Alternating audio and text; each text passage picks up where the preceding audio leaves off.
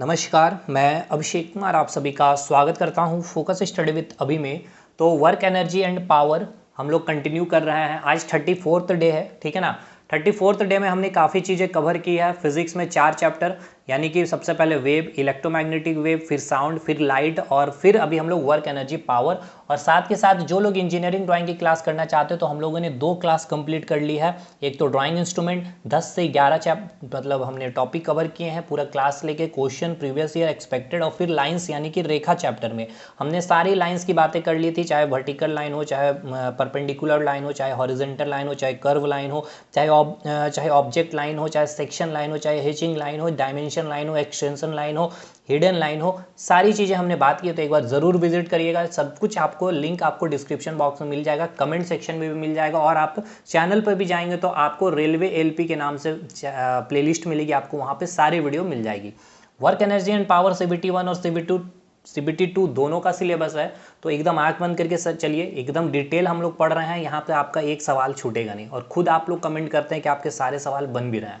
इस ग्रुप को ज्वाइन करिएगा, फोकस स्टडी विद अभी को, और ये ग्रुप मैंडेटरी है भाई, जरूर से ज्वाइन करिएगा। अगर लिंक टेलीग्राम का नहीं भी काम कर रहा हो जो आपको दिया गया डिस्क्रिप्शन में, तो सर्च करिएगा फोकस स्टडी विद अभी। 750 के आसपास स्टूडेंट यहाँ पर अवेलेबल है। तो बात करेंगे आज हम लोग रिलेशनशिप पढ़ेंगे हम लोग, किसके बीच में? मोमेंटम एंड फोर्स के बीच में। अच्छा, इससे पहले मैं स्टार्ट करूँ भाई, देखिए 34th डे में जिनको भी लगता है कि इस एक महीने में आपने बेसिक साइंस में कुछ चीज़ें सीखी है भाई, और यकीन मानिए अगर आपको लगता है कि हाँ आपने वेव में, electromagnetic wave, light chapter, sound chapter, engineering drawing में हमने 2 चैप्टर में आपने कुछ चीज़ें सीखी है जो शायद ही आपको अभी तक नहीं मालूम था, या फिर आपके क्वेश्चन अब बन रहे हैं, अंदर से कॉन्फिडेंस फील हो रहा है, और आपको लगता है कि इस अभिषेक कुमार के माध्यम से मैंने कुछ चीज़ें सीखी है, तो आप एज ए गुरु दक्षिणा कुछ चीज़ें देना चाहते हैं। तो पर्सनली मुझे कई स्टूडेंट्स ने मैसेज किए थे, लेकिन फिर मैंने सोचा कि पर्सनली किसी से लेने से अच्छा है कि मैं आप लोगों के साथ ये चीज़ें शेयर कर दूं। जो लोग इच्छुक होंगे भाई वही, देखिए ये हमारा फ़ोन पे गूगल पे नंबर है 9006555669, ठीक है ना। P यानी कि फ़ोन पे, G फॉर गूगल पे, 9006555669, ये हमारा व्हाट्सअप नंबर है। आप अगर पेमेंट करें भी, कुछ भी कंट्रीब्यूशन करते हैं, ठीक है ना, एज ए गुरु दक्षिणा, तो इस पर आप हमें व्हाट्सअप करके स्क्रीनशॉट भेज सकते हैं। बाकी कोई मैंडेटरी नहीं है। आपको लगता है कि इस एक महीने के अंदर आपने बहुत कुछ चीज़ें सीखा है और मैंने मेहनत की है आपके साथ, तो गुरु दक्षिणा की तरह आप चीज़ों को सपोर्ट भी बोल सकते हैं, क्योंकि देखिए सिस्टम अगर नहीं चलेगी तो मैं चाहूँ तो इसको पेड भी कर सकता था, लेकिन जब तक चला सकता हूँ, कोशिश कर रहा हूँ मैं, तो मैं अभी भी हिम्मत नहीं आ रहा हूँ, तो मैं अभी कंटिन्यू कर सकता हूँ। बाकी जो सक्षम होंगे या जिनको लगता है कि हाँ देना चाहिए, कंट्रीब्यूशन करनी चाहिए, तो ही भाई, कोई मैंडेटरी मतलब हो गया कि कोई ज़रूरी नहीं है, ठीक है भाई।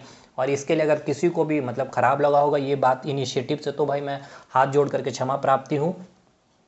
आपके लिए मैंडेटरी नहीं है, क्लासेस चल रही है, स्मूथ वे में चलेगी। बाकी जो भी चीज़ें होगी मैं आपके साथ सामने ही आके सब कुछ बताऊंगा। तो ये याद रखिएगा, 9006555669, ये फ़ोन पे गूगल पे नंबर है, ये व्हाट्सअप नहीं है। ये नंबर पे आप हमें स्क्रीनशॉट भेजिएगा पेमेंट करने के बाद, ठीक है भाई। तो चलिए आज का क्लास स्टार्ट करते हैं भाई, और मैं फिर से क्षमा प्राप्ति हूँ आपको अगर बुरा लगा हो, हर्ट हुआ होगा तो, ठीक है ना भाई। पढ़ेंगे हम लोग क्या, रिलेशनशिप बिटवीन, किसके बिटवीन हमें रिलेशनशिप है जानना, तो मोमेंटम और फोर्स के बीच में, यानी कि संवेग और बल के बीच में क्या संबंध होता है। जैसे हमने देखा काइनेटिक एनर्जी और मोमेंटम के बीच में संबंध। काइनेटिक एनर्जी क्या होता है? डायरेक्टली प्रोपोर्शनल टू p², ठीक। तो देखिए हमने पढ़ा क्या था मोमेंटम के बारे में, तो मोमेंटम हमने क्या देखा था, मोमेंटम इक्वल्स टू होता है मास इनटू वेलोसिटी। इसकी अपनी एक मास है और इसकी अपनी एक वेलोसिटी, यानी ये मास और ये इसके पास वेलोसिटी जैसे ही आ जाएगा तो मास और वेलोसिटी का प्रोडक्ट यानी कि गुणनफल, यही क्या हो जाता है मोमेंटम। जैसे कि आपके पास छड़ी है ये, ठीक है ना, ये पेन आपके पास छड़ी है, इसका क्या है, अपना एक मास होगा, लेकिन इसका अभी तक कोई भी यूटिलाइजेशन नहीं है, या इससे अभी आपको कोई भी दिक्कत नहीं है। जैसे ही ये छड़ी के पास वेग आ गया, वेलोसिटी आ गया, तो अब ये आपको क्या हो सकता है, आपके हाथ में चोट पहुंचा सकता है। यही क्या हो गया, संवेग, ठीक है ना। और ये जितने वेलोसिटी से आएगा, इसको रोकने में आपको जितना एफर्ट लगाना पड़ रहा है, तो ये डिपेंड करता है कि इसका संवेग कितना, ठीक है ना। संवेग जितना है उतना ही आपको एफर्ट लगाना पड़ेगा इसको रोकने के लिए, और इसका संवेग जितना ज़्यादा होगा उतना ही आपको ज़्यादा चोट लगेगा, ठीक है ना। कितना भी मोटा छड़ी ले आइए, अगर इसमें अगर वेलोसिटी ही नहीं है तो इसका मोमेंटम क्या होगा, जीरो होगा, ठीक है। मोमेंटम हमने कल बहुत अच्छे से समझ लिया था, mass into velocity equals to क्या होता है, मोमेंटम। हमें समझना क्या है कि relationship between momentum and force के बीच में क्या होती है। तो देखिए सबसे पहले मैं आपको रिलेशनशिप बताऊं, इससे पहले मैं आपसे कुछ पूछना चाहता हूं, क्या आपको न्यूटन्स का सेकंड लॉ याद है? देखिए न्यूटन्स ने 3 लॉ दिए थे, ठीक है ना, फर्स्ट लॉ, सेकंड लॉ और थर्ड लॉ। तो उसमें से मैं आपसे पूछ रहा हूँ न्यूटन्स का सेकंड लॉ। तो सेकंड लॉ क्या बोलता है न्यूटन का, तो आप उसको थोड़ा सा मैं आपको रिकॉल करवाता हूँ। न्यूटन का जो सेकंड लॉ है, ठीक है ना, न्यूटन का सेकंड लॉ जो है वो संवेग को डिफाइन करता है। ध्यान से सुनिएगा। पहला नियम क्या है? पहला नियम न्यूटन किसको परिभाषित करता है? तो फोर्स को परिभाषित करता है, ठीक है। न्यूटन का सेकंड लॉ जो होता है वो संवेग यानी कि जो मोमेंटम है उसको परिभाषित करता है। संवेग क्या होता है? Mass into velocity. एक तरह से क्या हो गया, ये मास है इसके पास और इसके पास वेलोसिटी, यही इसका क्या हो जाएगा, इसका संवेग हो जाएगा। तो न्यूटन का सेकंड लॉ की अगर बात कर ली जाए तो ये किसको परिभाषित करता है? तो इस मोमेंटम को परिभाषित करता है। मैं चीज़ों को और समझाता हूँ। जैसे कि आपके पास एक पत्थर है ये, ठीक है, ये पत्थर है, ठीक है, इसका अपना क्या होगा, कुछ मास होगा। अब जैसे ही अभी ये पत्थर रखा हुआ है तो आपको इससे कोई तकलीफ है, कोई दिक्कत है, कोई तरह का टेंशन है? तो आप बोलेंगे नहीं सर कोई तरह की दिक्कत नहीं है। लेकिन जैसे ही इस पर अपनी कुछ वेलोसिटी आप इसको दोगे, जैसे ही इसको उठाए हो, अभी आप अपने हाथ में रखे हुए, ठीक है, इसके पास अभी वेलोसिटी 0 है। अब जैसे इस तरह से फेंके, ठीक है ना, तो इस पत्थर के पास क्या आ गया, वेग आ गया। और वेग आते ही इसके पास क्या आ गया, मोमेंटम आ गया। मास है और वेग आ गया यानी कि वेलोसिटी आ गया। अब ये पत्थर आपके लिए खतरनाक हो सकता है। यही क्या हो गया, संवेग हो गया। समझ गए? अब देखिए ये जो संवेग है, ये संवेग किसके ऊपर डिपेंड कर रहा है, थोड़ा सा कोरिलेट करिएगा सर, समझाने की मैं कोशिश कर रहा हूँ। जितना ज़्यादा ही फोर्स हम लगाएंगे, देखिए, या फिर इसी को समझिए, ये अभी ढक्कन है, इसके पास मास है और इसके पास क्या है, अपनी एक कोई वेलोसिटी होगी, ठीक है ना।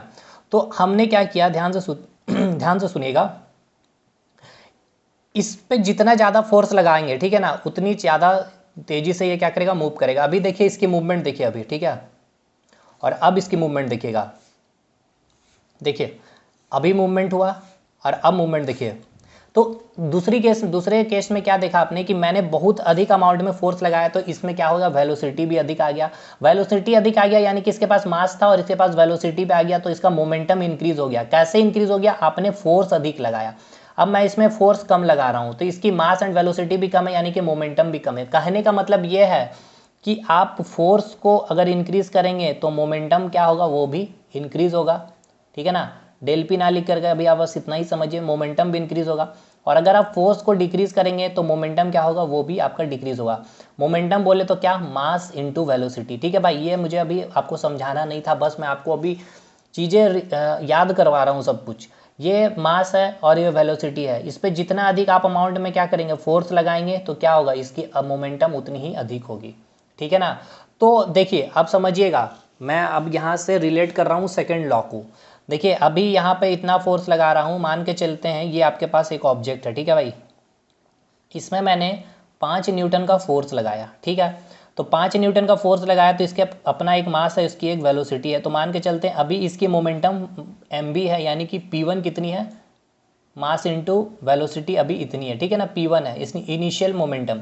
अब इसी ऑब्जेक्ट में मैंने क्या किया, थोड़ी देर के बाद 50 न्यूटन का फोर्स लगा दिया। तो अब इसकी जो मास और वेलोसिटी कुछ अलग होगी यानी कि इसकी P2 कुछ अलग होगी। तो P2 क्या होगी, ग्रेटर देन P1 होगी कि नहीं होगी। यानी कि आप क्या देख रहे हैं, मोमेंटम में क्या आ रहा है, चेंजेस आ रहा है। यानी कि F जो होता है directly proportional to change in momentum. और ये किसके रिस्पेक्ट में, समय के साथ में विथ रिस्पेक्ट टू टाइम, ठीक है ना, विथ रिस्पेक्ट टू टाइम। यही आपका क्या था, न्यूटन का सेकंड लॉ था। समझ गया आप? अब मैंने इतना क्यों बताया भाई, इसके पीछे भी रीज़न है, इसको हमें पढ़ना है इसीलिए मैंने बताया, ठीक है ना। अभी कहने का मतलब ये है कि जितना ज़्यादा बल लगाएंगे, ठीक है ना, जितना ज़्यादा बल लगाएंगे उतना ही ज़्यादा आपको क्या होगा, चोट भी लग सकता है। यानी कि बॉल को मैंने फेंका, ठीक है ना, कम फोर्स लगा के फेंका और बहुत अधिक फोर्स लगा के, जैसे कि बल्ले से मारा है किसी ने, ठीक है ना। तो अगर धीरे से इस प्रकार से आपके हाथों में इस प्रकार से बल्ले से मारा तो आपको चोट नहीं लगेगी। लेकिन यही पूरा जोर से अगर फोर्स लगा के मारेंगे तो आपको चोट अधिक लगेगा। तो क्या है, वो फोर्स जो है directly proportional to change in momentum with respect to time, ठीक है ना भाई, with respect to time. Hindi में क्या बोलेंगे, संवेग परिवर्तन की दर। दर मतलब यही है समय, समय जहां भी आएगा तो वहां बोला जाएगा दर, ठीक है ना। Rate of change of momentum with respect to time is directly proportional to force. यही होता है न्यूटन का सेकंड लॉ, ठीक है। संवेग में परिवर्तन की दर लगाए गए बल के समानुपाती होता है, ठीक है ना भाई। संवेग में परिवर्तन की दर यानी कि rate of change of momentum, rate of change of momentum यानी कि समय के साथ, देखिए यहाँ पर 5 न्यूटन और कुछ समय के बाद यहाँ आपने लगाया 50 न्यूटन, तो समय के साथ इसका मोमेंटम चेंज हुआ P1 से P2, तो समय के साथ संवेग में परिवर्तन के दर जो होता है किसके समानुपाती होता है, बल के समानुपाती होता है। अच्छा अब ये बताइए इसकी जो दिशा है यानी कि मोमेंटम की जो दिशा होगी, ठीक है ना, मोमेंटम की दिशा किस और होगी, जिस और आपकी क्या होगी, फोर्स की डायरेक्शन होगी। ये भी आपके एग्जाम में पूछा गया सवाल है भाई, ठीक है ना। तो आप इसको क्या ऐसे लिख सकते हैं, आप इसको ऐसे लिख सकते हैं F equals to change in momentum, change in momentum को क्या लिख सकते हैं, P2 minus P1 by T, या फिर T2 माइनस T1 भी लिख सकते हैं। बताइए लिख सकते हैं कि नहीं, P2 minus P1 by T लिख सकते हैं, आप ऐसे लिख सकते हैं कि नहीं लिख सकते, ये बताइए। ये क्या है, P2 minus P1 change in momentum with respect to time, change in momentum with respect to time. Clear, इतना कोई दिक्कत है अभी आपको, ये बताइएगा। यहाँ तक चीज़ें आपको समझ में आई कि नहीं आई, ये बताइए मुझे। आई होप चीज़ें यहाँ तक आपको समझ में आ गई होगी। अब हम यहाँ पढ़ना क्या चाहते हैं सर, हमें यह पढ़ना है सर कि रिलेशनशिप बताइए सर, संवेग और बल के बीच में क्या रिलेशनशिप है। अब आइए, हमें पता है फोर्स इक्वल्स टू क्या होता है, mass into acceleration. Force equals to क्या होता है, मैं रिलेशनशिप बता रहा हूँ, मास इनटू एक्सेलरेशन। मास को एज इट इज रखते हैं, एक्सेलरेशन को आप क्या लिखते हैं, देखिए एक्सेलरेशन इक्वल्स टू क्या होता है, ए फॉर एक्सेलरेशन यानी कि त्वरण, वेलोसिटी, एक्सेलरेशन क्या होता है, change in velocity, change in velocity upon time, यानी कि वेग में परिवर्तन, या फिर बोल सकते हैं वेग में परिवर्तन के दर को ही क्या कहते हैं, एक्सेलरेशन कहते हैं, change in velocity upon time, ठीक है ना। तो चेंज इन वेलोसिटी को हम लिख सकते हैं डेल भी अपन टाइम। बताइए कोई दिक्कत यहाँ पे, आपको कोई दिक्कत नहीं है। अब यहाँ पे आपको क्या मिल रहा है, mass into change in velocity, mass into change in velocity, यानी कि मास इनटू वेलोसिटी को आप क्या लिखते हैं, मोमेंटम लिख सकते हैं। अब यहाँ आ गया है क्या, चेंज इन वेलोसिटी, यानी क्या होगा, v माइनस यू, यानी कि भाई समझिएगा डेल वी को आप क्या लिख सकते हैं, v माइनस यू। क्यों, ये क्या है, चेंज इन वेलोसिटी, ये क्या है, फाइनल वेलोसिटी, ठीक है, और ये क्या है आपका इनिशियल वेलोसिटी, ये है अंतिम वेग, ये है प्रारंभिक वेग। तो जब दोनों का डिफरेंस लेंगे तो उसको क्या बोलेंगे, चेंज इन वेलोसिटी, यानी कि वेग में परिवर्तन। तो हम इसको लिख सकते हैं डेल वी को v माइनस यू। तो यहाँ पर इसको लिखिए, मैं पूरा तोड़ के लिख रहा हूँ, F equals to mass, del v को क्या लिख सकते हैं, v minus u by t. तो इसको आप पूरा मल्टीप्लाई करिए तो एम भी लिख सकते हैं, m v minus m u upon t. बताइए कोई दिक्कत नहीं। तो F इक्वल्स टू क्या आ गया, डेल वी, सॉरी यहाँ पे पूरा लिख दे रहा हूँ, m v minus m u upon t, ठीक है। ये अभी यहाँ तक आपको कोई दिक्कत नहीं है। अब आप इसको क्या लिख सकते हैं, m इंटू भी, ये क्या है आपका momentum, m into final velocity, m into initial velocity, यानी F equals to P final minus P initial upon T. ये देखिए क्या आपको ये रिलेशन मिल रहा है, P change in momentum by time, change in momentum of time मिल रहा है कि नहीं मिल रहा है, ये बताइए। तो आप इसको ऐसे लिख सकते हैं, F इक्वल्स टू ये क्या है, चेंज इन मोमेंटम को आप लिख सकते हैं इस तरह से डेल पी अपन टाइम, यानी कि फाइनल रिलेशन आपका क्या मिल गया मोमेंटम के साथ, डेल पी अपन टी। बताइए मिला कि नहीं मिला ये रिलेशन, आप हमको ये समझाइए। सर हमें क्या पढ़ना था, हमें पढ़ना था रिलेशनशिप पढ़नी थी किसके किसके बीच में, मोमेंटम और फोर्स के बीच में, मोमेंटम और फोर्स के बीच में हमें रिलेशनशिप पढ़नी थी। तो देखिए मैंने आपको रिलेशनशिप यहाँ पर एक बना दिया, इस्टेब्लिश कर दिया ना, मोमेंटम और फोर्स के बीच में एक रिलेशनशिप इस्टेब्लिशमेंट हुआ कि नहीं हुआ, ये बताइए। हो गया, समझ में आ गया, पूरा डेरिवेशन भी समझ में आया है। अब देखिए यहाँ से आपको क्या मिल रहा है, आपको यहाँ से एक चीज़ समझ में आ रहा है कि फोर्स किसके इन्वर्सली प्रोपोर्शनल है, टाइम के इन्वर्सली प्रोपोर्शनल है, और फोर्स किसके डायरेक्टली प्रोपोर्शनल है, डेल पी के।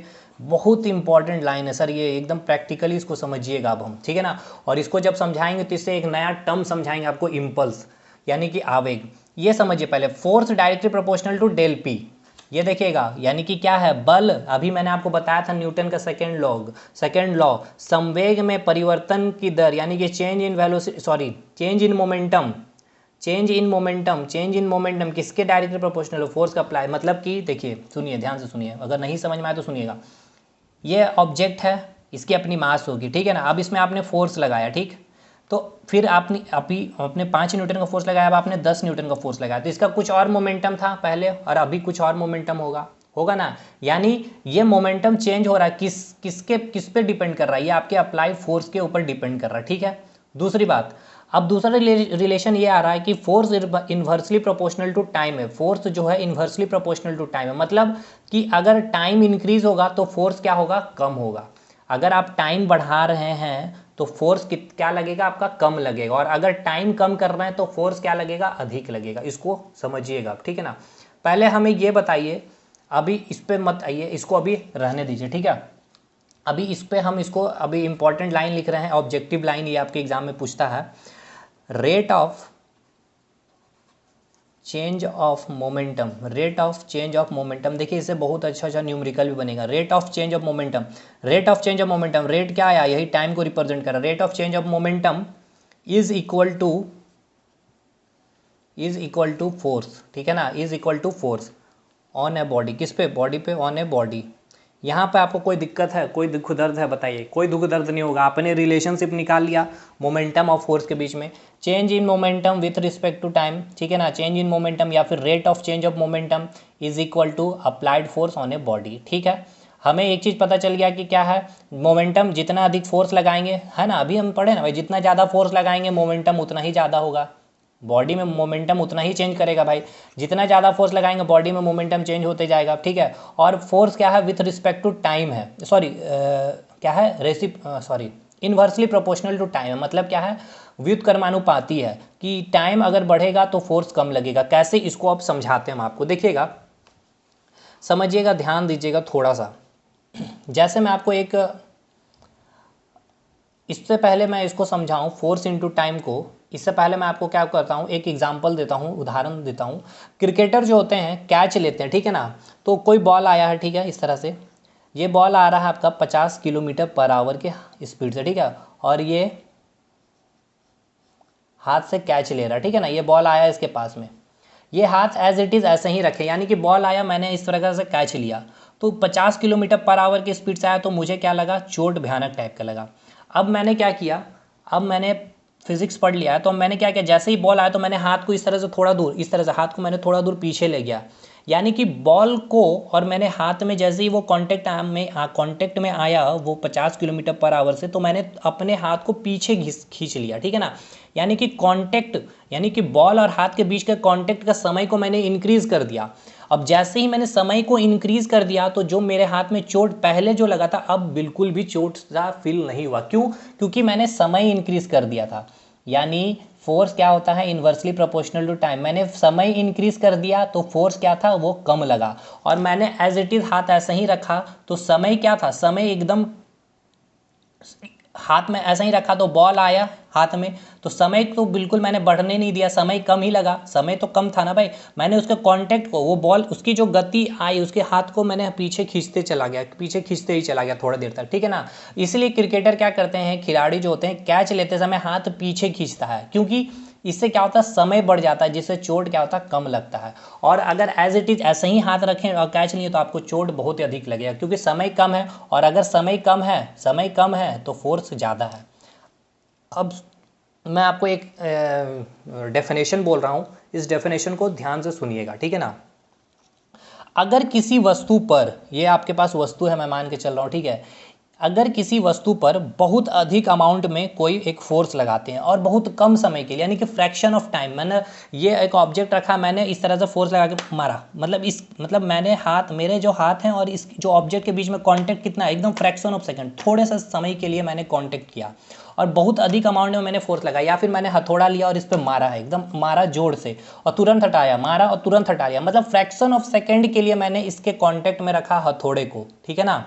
तो सुनिएगा, अगर किसी वस्तु पर, ये वस्तु है, उस पर बहुत अधिक अमाउंट में, बहुत अधिक मैग्नीट्यूड में हमने फोर्स लगाया और बहुत ही कम समय के लिए, तो उस जो बल को हमने लगाया और वो जो फ्रैक्शन ऑफ सेकंड था, उसके जो मल्टीप्लिकेशन को हम क्या कहते हैं, आवेग कहते हैं। इंग्लिश में सुनिएगा, when a large force act on body for very small time then product of force and time is called impulse. सुनिए, यहाँ मैंने लिखा इम्पल्स और आवेग, इसको डिनोट करते हैं आई और जे से, यानी कि इसका फोर्स, मैंने क्या बोला कि कोई एक ऑब्जेक्ट है, इस पर मैंने क्या किया, फोर्स लगाया, बहुत ही कम समय के लिए, फ्रैक्शन ऑफ सेकंड के लिए मैंने इस पे हाथ पे इसके कांटेक्ट में रखा और तुरंत हटा लिया, हैमर से मारा और तुरंत हटा लिया, ठीक है ना। तो जो फोर्स लगाया हैमर से और जितने समय के लिए, फ्रैक्शन ऑफ सेकंड के लिए मैंने इसके कांटेक्ट में रखा हैमर को, उसका जो मल्टीप्लिकेशन को ही हम क्या कहते हैं, आवेग कहते हैं, ठीक है। अब इसको समझिएगा थोड़ा सा और अच्छे से, ठीक है ना भाई, इसको थोड़ा सा अच्छे से समझने की कोशिश कीजिएगा। इससे पहले मैं ये बताऊं कि आपसे पूछता है एग्जाम में कि इम्पल्स कैसी क्वांटिटी है, तो याद रखिएगा इम्पल्स एक वेक्टर क्वांटिटी है, फोर्स भी क्या है, वेक्टर है, ठीक है ना। तो इम्पल्स कैसी क्वांटिटी है, तो वेक्टर क्वांटिटी है, वेक्टर क्वांटिटी है, यानी ये कैसी राशि है, तो ये सदिश राशि है। इतना आपको क्लियर हो गया। अच्छा, इसका यूनिट भी क्लियर कर ही लीजिए, यानी कि इसका यूनिट अगर लिखना चाहें एसआई यूनिट, तो एफ का क्या हो जाएगा, न्यूटन, और ये क्या हो जाएगा, सेकेंड। इसका एक और यूनिट हो सकता है, कैसे निकालिए, आई और जे का एक और यूनिट निकालिए। फोर्स को क्या लिख सकते हैं, फोर्स इंटू टाइम को आप क्या लिख सकते हैं, mass into acceleration into time. Mass का क्या हो जाएगा, केजी, एक्सेलरेशन का क्या हो जाएगा, मीटर पर सेकंड स्क्वायर, और टाइम का क्या हो जाएगा, सेकंड, सेकंड कट जाएगा, यानी एक और यूनिट आप याद रखिएगा, केजी मीटर पर सेकंड, ठीक है। ये इम्पल्स का ये भी एसआई यूनिट है और ये भी आपका एसआई यूनिट है, यानी मैं लिख दूं केजी मीटर पर सेकंड, एक और ये आपका एसआई यूनिट याद रखेंगे। इम्पल्स आपको समझ में आ गया होगा कि for a very fraction of time के लिए, ठीक है ना, आपने जो बॉडी को कांटेक्ट में किया फोर्स लगाने के दौरान, for a fraction of time, ठीक है ना, for a fraction of time के लिए आपने कांटेक्ट में रखा, उसको ही आपने क्या कहा, इम्पल्स कहा। इन अ आइसोलेटेड सिस्टम, सॉरी मैं क्या बोल रहा हूँ, when a large force act on a body, when a large force act on a body for a very small time, then product of force and time is called impulse, ठीक है ना। वही चीज मैंने बोला कि जैसे कि क्रिकेट खिलाड़ी गेंद को कैच लेते समय, ठीक है ना, गेंद को कैच लेते समय अपने हाथ को झटके के साथ पीछे की ओर खींचता है, तो पीछे की ओर खींचने से क्या होता है ना, जो फ्रैक्शन ऑफ टाइम, जो मिलन है गेंद का और हाथ का, वो टाइम क्या हो जाता है, इंक्रीज हो जाता है। और जैसे ही टाइम इंक्रीज होगा सर, ठीक है ना, टाइम जैसे ही इंक्रीज होगा तो समय का मान बढ़ गया है, समय का मान बढ़ गया तो हाथ में क्या है, वो चोट कम लगेगा। और क्यों कम लगेगा, क्योंकि force inversely proportional to time होता है। टाइम अगर अधिक लग रहा है तो फोर्स क्या लगेगा, कम लगेगा। समझें आप, आपने देखा होगा लॉन्ग जंप वगैरह जब भी होता है, ठीक है ना, इस प्रकार से रस्सी को लॉन्ग जंप करना रहता है तो इधर बालू रख दिया जाता है, या कोई गद्दा, या फिर आपका सोफा सेट वाला जो गद्दा होता है उस पे उस तरह का कुछ बिछा दिया जाता है। तो इससे क्या होता है, आप जैसे ही कूदें और जब इस ज़मीन पर गिरते हैं इस बिछे हुए गद्दे के ऊपर, तो जो वो उसमें क्या होता है, स्पॉन्ज होता है, तो आप वो स्पॉन्ज क्या होता है, थोड़ा सा धंसता है, जिसके कारण आपकी बॉडी भी नीचे और थोड़ी सी धंसती चली जाती है, मतलब पॉइंट ऑफ कांटेक्ट क्या हो जाता है, वो बढ़ जाता है, समय इंक्रीज हो जाता है।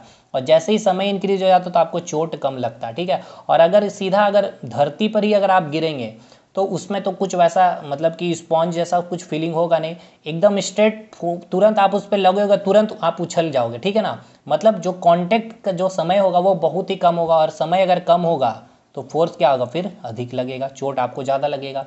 तो यही कंसेप्ट आपको मुझे बताना था। क्या, दो कंसेप्ट, एक तो रिलेशनशिप मैंने बताया और एक आपको इम्पल्स बताया। आपको यहाँ पे आपको कोई दिक्कत है अभी तक, हमें ये बताइएगा। तो इम्पल्स का फॉर्मूला समझ में आ गया ना, फोर्स इंटू टाइम, ठीक है ना, फोर्स इंटू टाइम। अब ये कैसे आया देखिए, अभी मैंने आपको एक रिलेशनशिप निकाल के बताया, F equals to change in momentum upon time, ठीक है ना। तो आप इसको अगर मल्टीप्लाई करते हैं F into t equals to del p, आप बताइए लिख सकते हैं। अब मुझे ये बताइए, यहाँ पर देखिए बहुत इंपॉर्टेंट लाइन अभी मैं आपको लिखने जा रहा हूँ। यहाँ अभी मैंने आपको इसी चीज़ को मैं लिख रहा हूँ, देखिए F equals to change in momentum with respect to time, या फिर rate of change of momentum, ठीक है ना, rate of change of momentum is equal to applied force on a body. तो इसको मल्टीप्लाई कर दीजिए इधर, तो क्या हो गया, F into t equals to del p होगा। अब हमें ये बताइए फोर्स इंटू टाइम क्या है, इसको आप इम्पल्स लिख सकते हैं, आई या जे भी लिख सकते हैं, यानी कि डेल पी। अब देखिए बहुत इंपॉर्टेंट फार्मूला है आपका, इम्पल्स क्या है आपका, इम्पल्स क्या है, change in momentum of body is equal to impulse, change in momentum of a body is equal to impulse.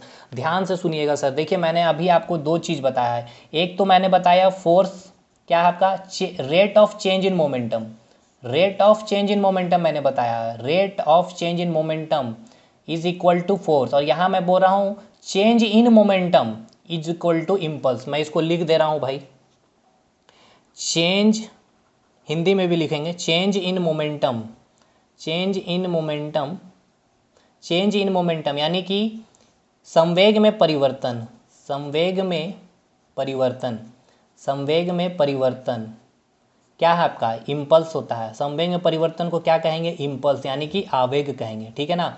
संवेग में परिवर्तन को क्या कहेंगे, आवेग कहेंगे।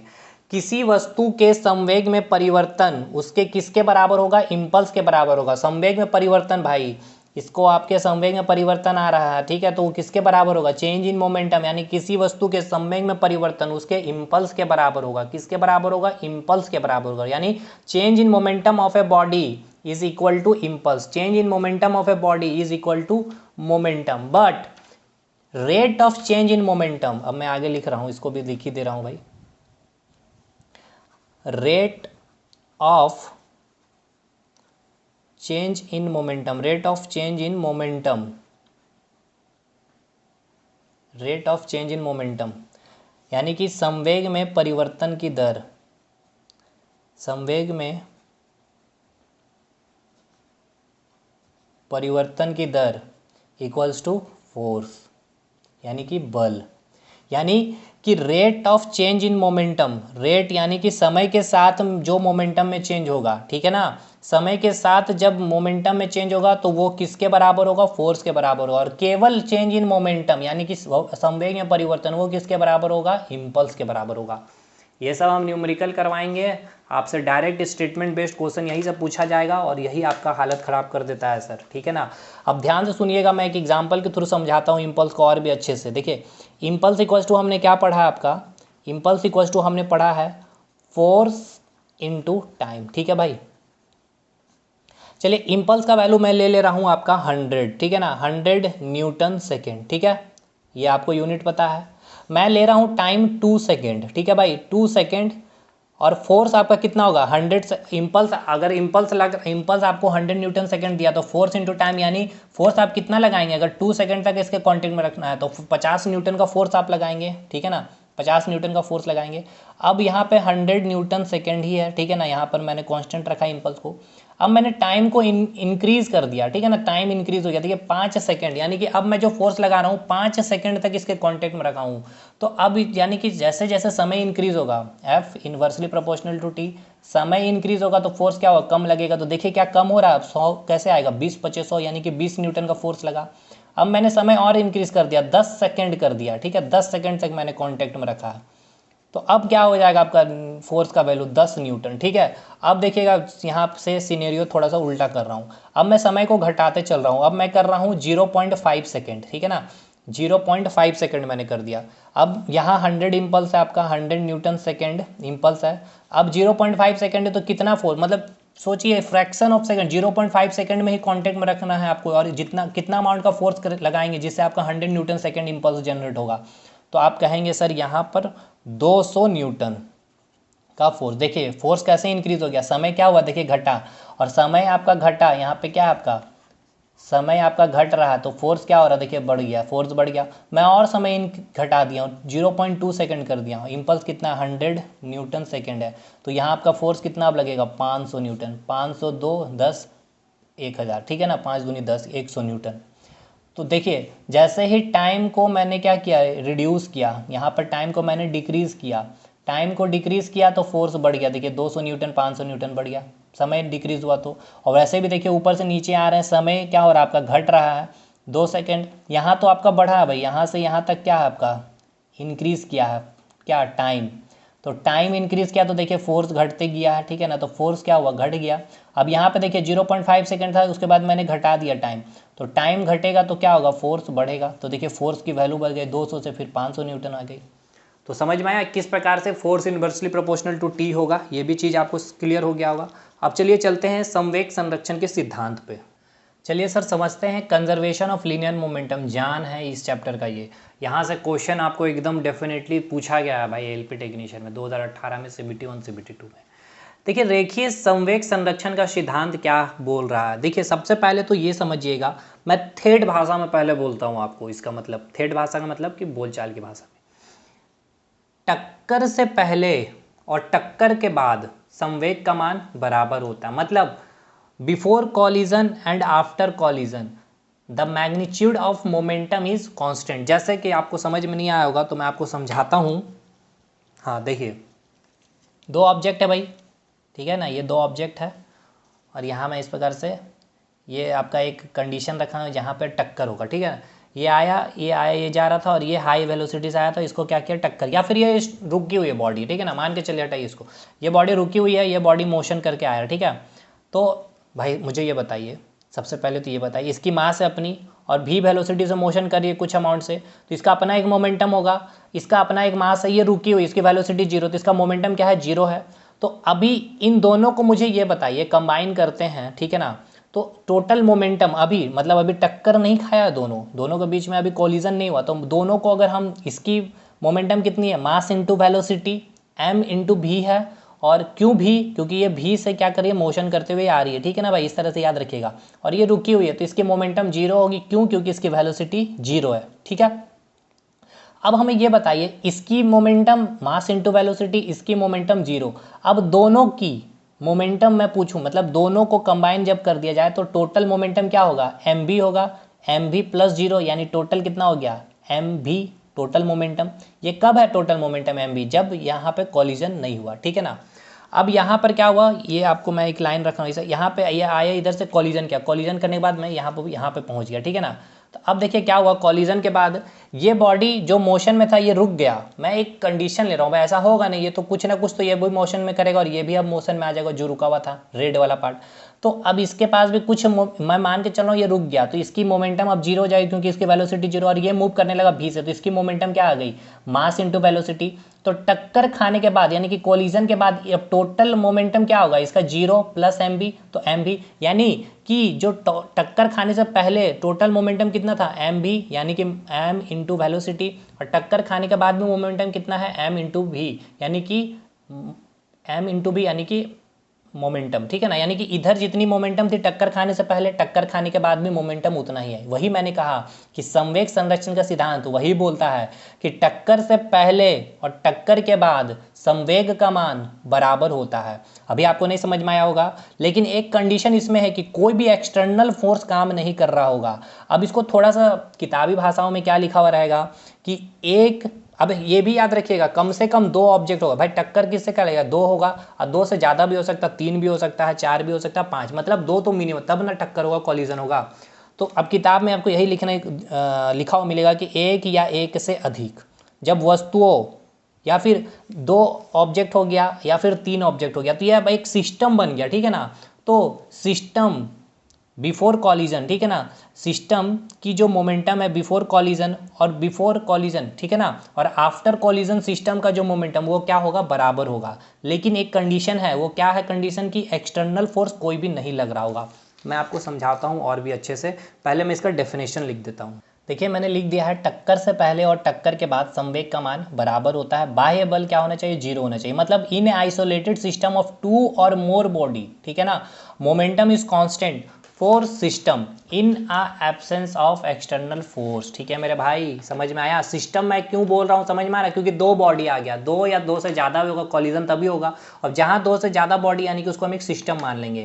कहने का मतलब यह है कि एक से अधिक वस्तुओं के जो निकाय है, यानी कि क्या है, सिस्टम पर कोई बाहरी बल नहीं लग रहा, ठीक है ना, कोई भी बाहरी बल, कोई एक्सटर्नल फोर्स नहीं लग रहा, तो उस निकाय का यानी कि उस सिस्टम का कुल संवेग क्या होगा, नियत रहेगा, यानी कि कांस्टेंट रहेगा। ठीक है भाई, अब हम आपको इसका एग्जांपल देते हैं, पूरा अच्छे से क्लियर हो जाएगा। ठीक है भाई, समझिएगा। ये मान के चलते हैं आपका एक ऑब्जेक्ट है m1 है, जिसके मास है, जिसकी u1 वेलोसिटी है। एक ऑब्जेक्ट यहाँ है जिसकी मास m2 है, और ये क्या है, आपकी रुकी हुई है। मैं यहाँ लिख रहा हूँ रुकी हुई है, अभी मत रखिए रुकी हुई है, मैं इसको यहाँ मान के चल रहा हूँ। ये भी आपका u2 स्पीड से मोशन कर रहा है आपका, ठीक है ना। अब यहाँ पे क्या हुआ, इस टक्कर खाया, यानी कि यहाँ पर क्या हो गया, आपका कॉलिजन हुआ। ठीक है, कॉलिजन हुआ आपका।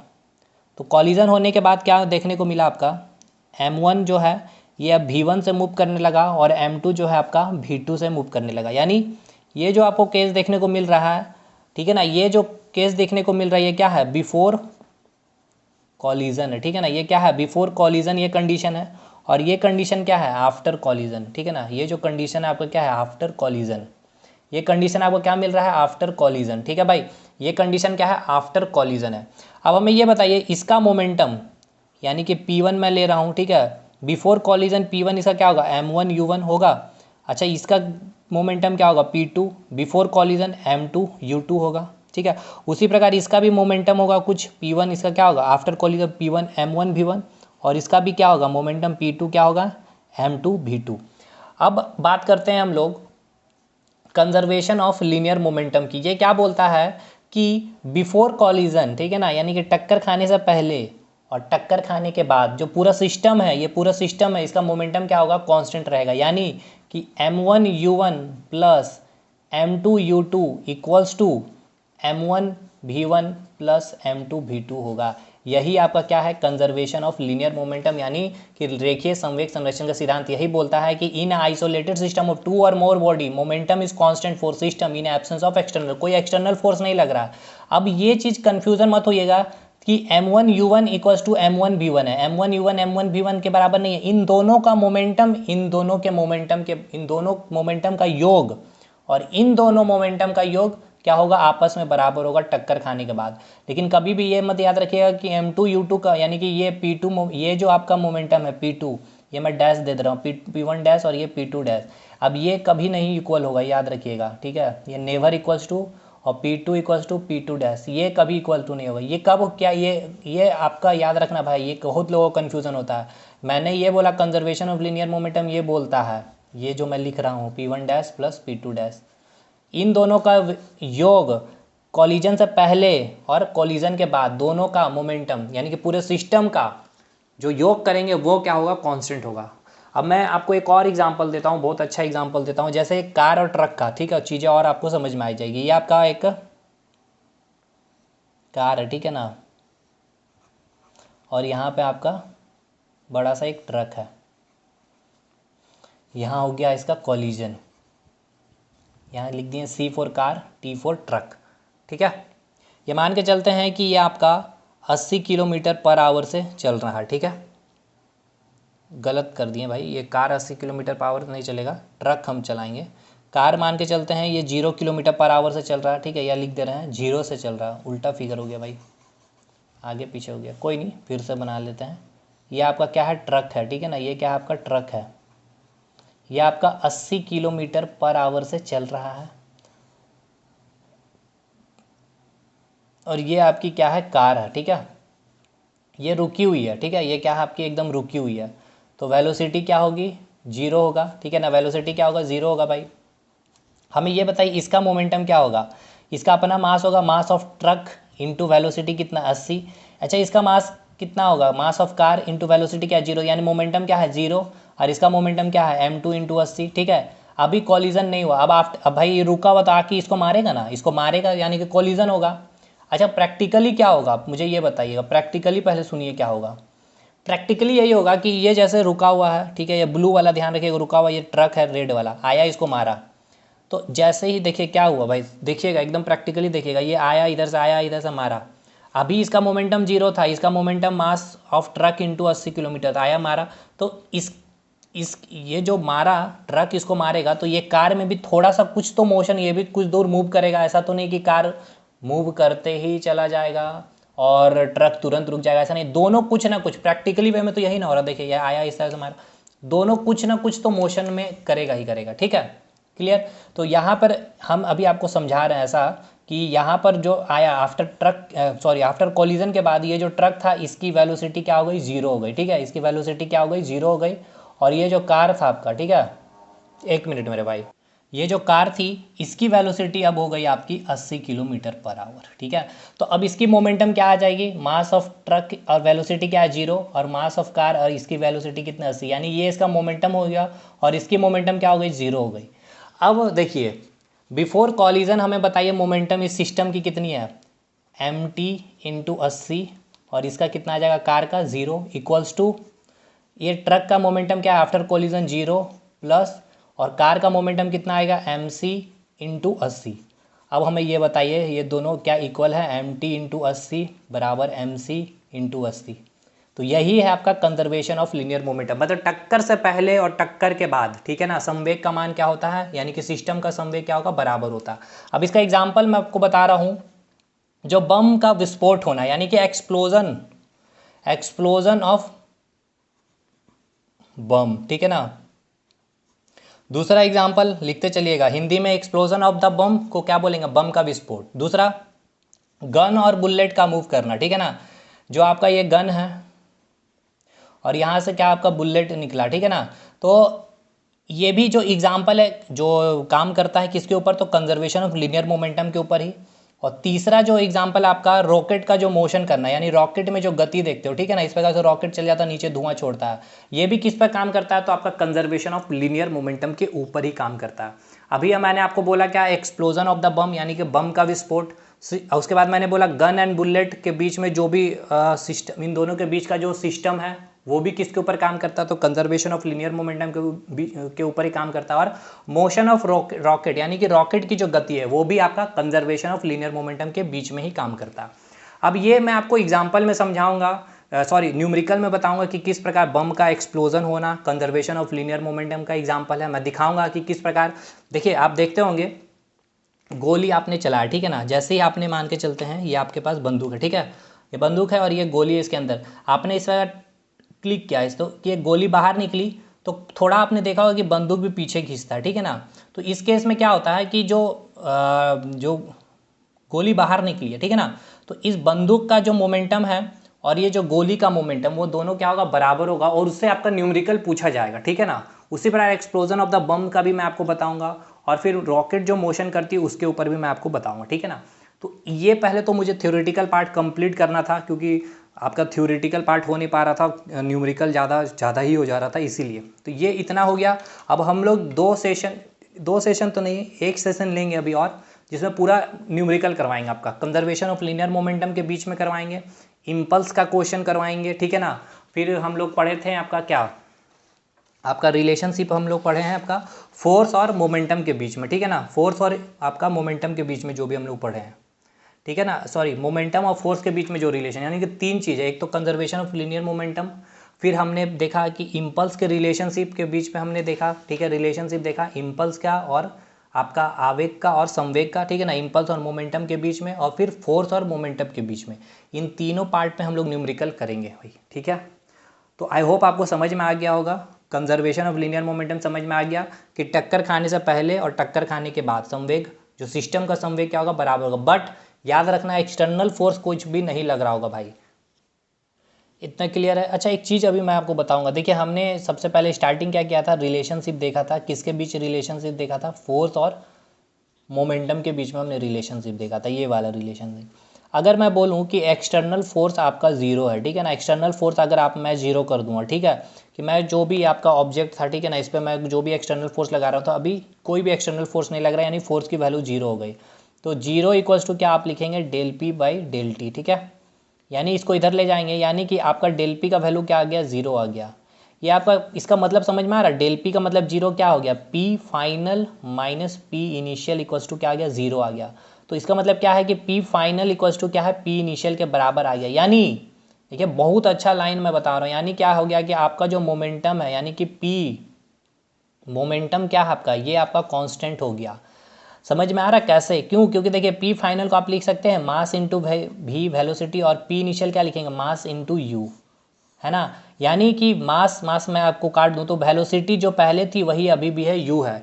यानी कि देखिए अभी मैं आपके इसके ऊपर एक्सटर्नल फोर्स लगा रहा हूँ, ठीक है, तो इसका मोमेंटम चेंज हो रहा होगा क्योंकि इसकी वेलोसिटी चेंज हो रही है। लेकिन अब मैंने इसके ऊपर एक्सटर्नल फोर्स नहीं लगाया, ठीक है, तब इसकी मोमेंटम क्या हो गई, इसकी मोमेंटम कांस्टेंट हो गई। मास तो सेम ही है, अब वेलोसिटी भी अब उसकी क्या होगी, एक सेम वेलोसिटी से मूव करेगी, 5 मीटर प्रति सेकंड से ही है, ठीक है, क्योंकि अब इस पर एक्सटर्नल फोर्स नहीं लगा रहे। अगर इसके एक्सटर्नल फोर्स लगा रहे हो तो कभी 5 फिर 10 फिर 15 फिर 20 इस तरह से चेंज होते जा रहा है इसकी वेलोसिटी, तो इसकी मोमेंटम भी चेंज हो रही है। लेकिन एक्सटर्नल फोर्स ही लगाना बंद कर दिया तो अब इसकी वेलोसिटी कांस्टेंट हो गई, मास तो ऑल सिंपल सी बात, इसकी तो कांस्टेंट, क्या मास चेंज होगी नहीं। तो एक्सटर्नल फोर्स जीरो हुआ तो चेंज इन मोमेंटम जीरो हो जाएगा आपका, याद रखिएगा, change in momentum zero, P final minus P initial zero, but momentum आपका कांस्टेंट हो जाता है। ये आपका एग्जाम का पूछा गया बहुत ही बेहतरीन सवाल, समझ में आया भाई, कितना अच्छा सवाल है। क्या किया जाएगा, आपको फोर्स जीरो दे दिया जाएगा और आपसे पूछेगा उस समय इसका मतलब क्या है, फोर्स इक्वल्स टू जीरो, ठीक है ना। इफ फोर्स अगर जीरो कर दिया गया, अगर आपसे क्वेश्चन ऐसे ही पूछ सकता है। देखिए आपसे सवाल ये पूछा था कि a body have constant momentum, they must have constant, कि नियत संवेग वाले वस्तु में क्या नियतांक होगा, फोर्स यानी क्वेश्चन बोला कि a body have constant momentum, momentum constant है आपका, मोमेंटम आपका क्या है, कांस्टेंट है। मोमेंटम कांस्टेंट मतलब क्या हो गया, मास इनटू वेलोसिटी क्या हो गई आपकी, कांस्टेंट हो गई, ठीक है ना। यानी कि जो ऑब्जेक्ट है, ठीक है ना, जो ऑब्जेक्ट है इसकी मास तो m होगी और वेलोसिटी v का कांस्टेंट है, यानी क्या है, v कांस्टेंट है, मतलब कि इसमें एक्सटर्नल फोर्स क्या होगा, जीरो होगा। और अगर एक्सटर्नल फोर्स जीरो होगा, अगर एक्सटर्नल फोर्स जीरो होगा मेरे भाई, अगर एक्सटर्नल फोर्स जीरो होगा, अगर एक्सटर्नल फोर्स जीरो होगा तो डेल पी का वैल्यू क्या हो जाएगा, जीरो होगा। क्यों, क्योंकि F इक्वल्स टू क्या होता है, del p by del t, ठीक है ना। ये जीरो तो डेल पी भी जीरो, अभी मैंने आपको बताया था। F जीरो तो डेल पी की वैल्यू भी क्या, zero. Change in momentum zero, और चेंज इन मोमेंटम जीरो तो क्या हो जाएगा, मोमेंटम कांस्टेंट हो जाएगा। अब बताइए हमें क्वेश्चन में इसका सही उत्तर क्या होगा, कितना अच्छा सवाल है। देखिए क्या फोर्स कांस्टेंट रहेगा, फोर्स तो जीरो है भाई, ये नहीं होगा। अब आइए एक्सेलरेशन या फिर वेलोसिटी, बताइए क्या होगा। देखिए यहाँ क्या है आपका, मोमेंटम कांस्टेंट है, ठीक है भाई। तो मोमेंटम कांस्टेंट है तो p इक्वल्स टू क्या लिखेंगे, मास इनटू वेलोसिटी।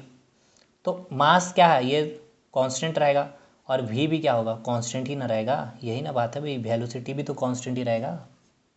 समझ में आया, क्या कांस्टेंट रहेगा, अगर मोमेंटम कांस्टेंट हो गया तो वेलोसिटी कांस्टेंट होगा, क्या होगा, वेलोसिटी कांस्टेंट होगा। चीज़ें समझ में आई।